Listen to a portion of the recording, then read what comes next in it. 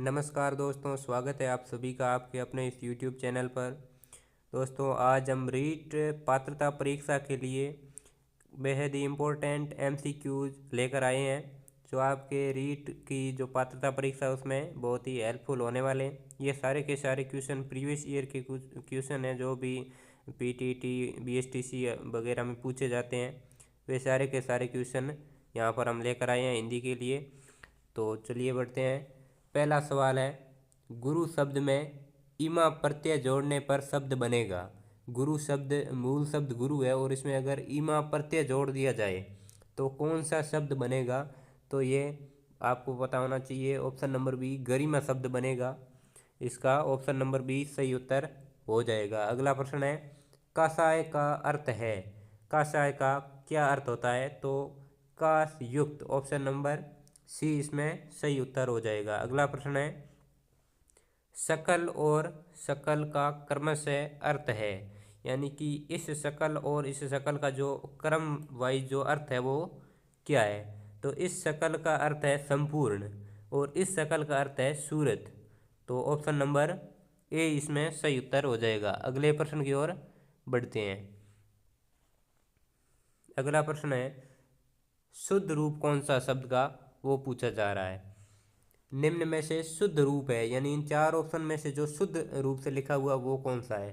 तो न्यूनाधिक गलत है और न्यूनाधिक ये भी गलत है। न्यूनाधिक ये बड़ी नहीं होती, ये भी गलत है। जबकि न्यूनाधिक ये एकदम सही है, ये एकदम सही शब्द युग में। और अगला सवाल है, वृक्षों पर कोयल बोल रही है। इस वाक्य में वृक्षों पर स्थान पर शुद्ध रूप होगा, यानी कि ये जो वृक्षों पर शब्द है इस पर शुद्ध रूप कौन सा होगा?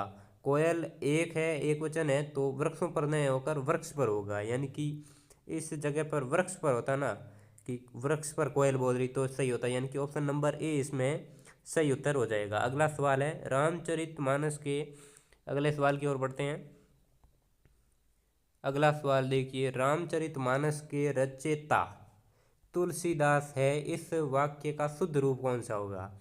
तो यानी एक तो इसमें जो ये अशुद्धि दिख रही है शब्द संबंधी, ये अशुद्धि है कि रामचरितमानस के रचयिता, इसकी जगह रचयिता होता है। ये शब्द शुद्ध इस तरह से होता है, रचयिता। तो इसमें देखिए, रामचरितमानस के रचयिता ये गलत हो गया। रामचरितमानस के रचयिता तुलसीदास है और रामचरितमानस के रचयिता ये गलत हो गया। रामचरितमानस के रचयिता ये शब्द भी गलत हो गए, यानी कि इसमें शब्द की जो मात्रा संबंधी अशुद्धि है वो आपको सही करनी है। तो ऑप्शन नंबर बी इसमें सही उत्तर हो जाएगा। ये एकदम सही उत्तर है। अगले सवाल की ओर बढ़ते हैं। अशुद्ध पद कौन सा है? अशुद्ध शब्द इसमें है वो कौन सा है वो आपको देखना है। प्रज्वलित एकदम राइट है। लघुत्तम भी सही है। नीरव भी सही है। निहारिका है इसमें ये गलत है। तो ऑप्शन नंबर सी इसमें सही उत्तर हो जाएगा। अगले सवाल की ओर बढ़ते हैं। ये सारे के सवाल जो है प्रीवियस ईयर के हैं, तो आप इन्हें अच्छे से देख लें। अगले सवाल की ओर बढ़ते हैं। अगला सवाल है, अनुश्रुति का अर्थ है। अनुश्रुति क्या होती है, इसका अर्थ क्या होता है? तो अनुश्रुति का अर्थ है ऑप्शन नंबर ए है श्रुति के पश्चात, या फिर कवि कल्पित कथा, या फिर ऐतिहासिक कथा, या फिर परंपरा से चली आ रही कथा। तो यहाँ पर परंपरागत जो पुराने टाइम से जो कथा है वो चली आ रही है तो उसे अनुश्रुति बोला जाता है। पुरानी जो अनुश्रुति है, परंपरा के अनुसार चली आ रही जो कथा है उसे अनुश्रुति कहा जाता है। अगला सवाल है, प्रौढ़ शब्द का संधि विच्छेद क्या होगा? तो प्रौढ़ शब्द का संधि विच्छेद प्र प्लस ऊड हो जाएगा। ऑप्शन नंबर बी यहाँ पर सही उत्तर हो जाएगा। अगले सवाल की ओर बढ़ते हैं। अगला सवाल है उपसर्ग से संबंधित है। अगले सवाल में कहा गया है कि नी उपसर्ग रहित शब्द है, यानी किस शब्द के अंदर नी उपसर्ग है ये पूछा जा रहा है। तो आपको रहित मतलब नहीं है ये पूछा जा रहा है। निगूढ़ में है, क्योंकि ये गूढ़ ये मूल शब्द हो जाएगा। निंद्रा में भी है, निवेश में भी है, जबकि निदेशक में नी उपसर्ग है वो नहीं है। तो यहाँ पर ऑप्शन नंबर बी सही हो जाएगा। अगला सवाल है, निम्नलिखित वर्ण की औष्ठ्य एवं स्पर्श संज्ञा है। औष्ठ्य एवं स्पर्श संज्ञा है तो ये मैं की है। ऑप्शन नंबर बी यहाँ पर सही उत्तर हो जाएगा। अगला सवाल है, न्याय शास्त्र के ज्ञाता को क्या कहते हैं? यहाँ पर आपको एक शब्द में उत्तर देना है। ये एक शब्द में देना, यानी कि शॉर्ट में उत्तर देना कि शॉर्ट में इसको क्या बोलते हैं। न्याय शास्त्र के ज्ञाता जो होते हैं उन्हें क्या कहते हैं। तो न्याय शास्त्र के ज्ञाता हिंदी में न्यायिक कहलाते, ये एक शब्द है न्यायिक, ऑप्शन नंबर सी।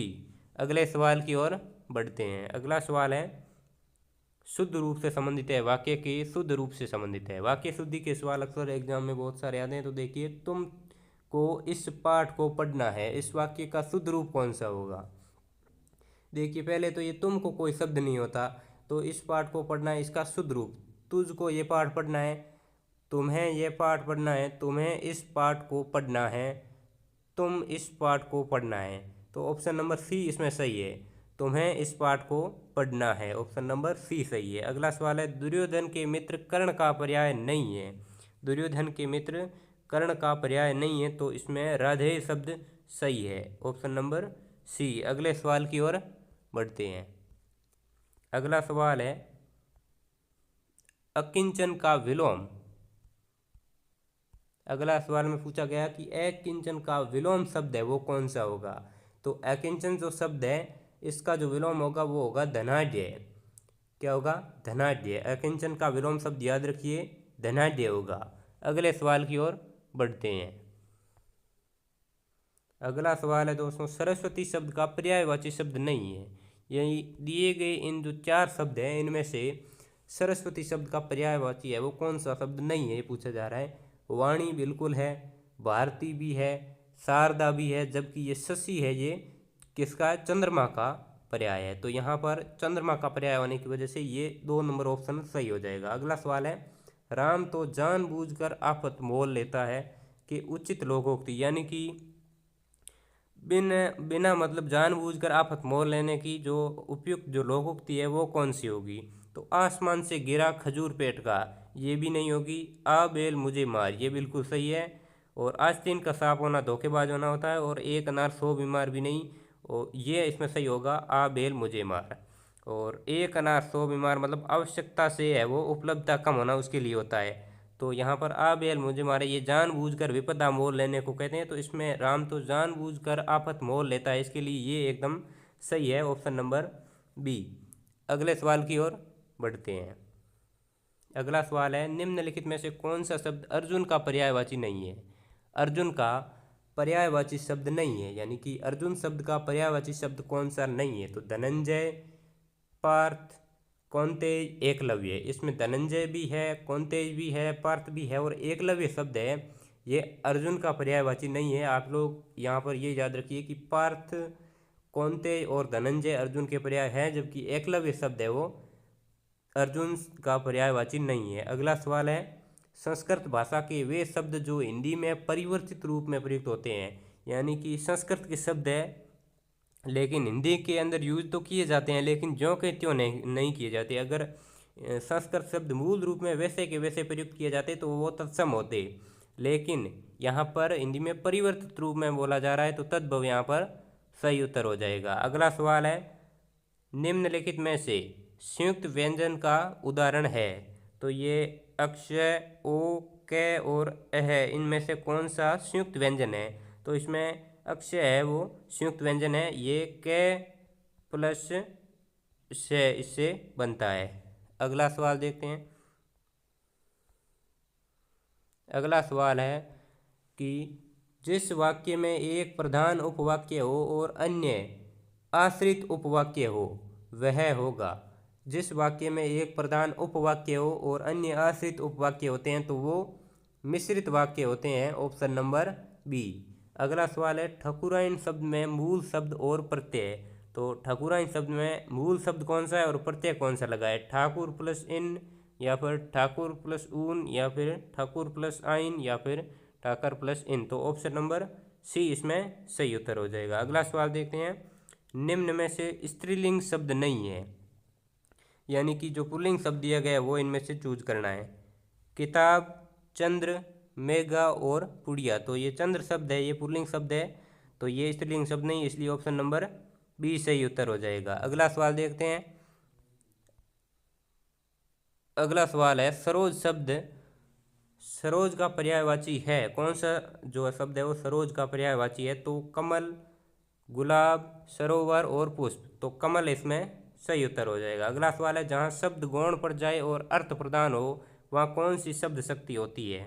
शब्द है वो कमजोर हो जाए, गौण हो जाए, और अर्थ है वो प्रदान हो जाए, तो यहाँ पर कौन सी शब्द शक्ति होगी। तो अभिधा, लक्षणा, लक्षण, लक्षणा और आर्थी व्यंजना, तो आर्थी व्यंजना इसमें सही उत्तर हो जाएगा।